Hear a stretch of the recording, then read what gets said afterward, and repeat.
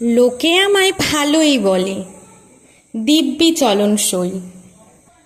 দোষের মধ্যে একটু নাকি মিথ্যে কথা কই। ঘাটশিলাতে যাবার পথে ট্রেন ছুটছে যখন, মায়ের কাছে বাবার কাছে করছে বকম বকম। হঠাৎ দেখি মাঠের মাঝে চলন্ত সব গাছে এক এক রকম ভঙ্গি ফোটে, এক এক রকম নাচে।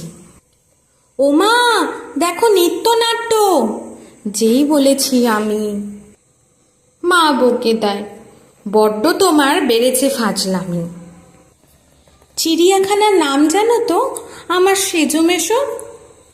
আদর করে দেখিয়েছিলেন পশুরাজের কিশোর। কদিন পরে চুল খসানো দেয়াল জুড়ে এ কি, ঠিক অবিকল সেই রকমই মূর্তি যেন দেখি।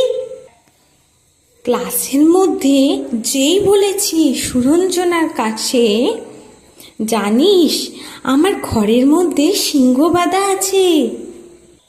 শুনতে পেয়ে দিদিমণি অমনি বলেন, শোনো, এইসব কথা আবার যেন না শুনি কখনো।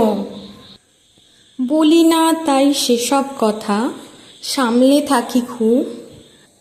কিন্তু সেদিন হয়েছে কি এমনই বেয়াকুব, আকাশ পাড়ে আবারও চোখ গেছে আটকে, শরৎ মেঘে দেখতে পেলাম রবীন্দ্রনাথকে।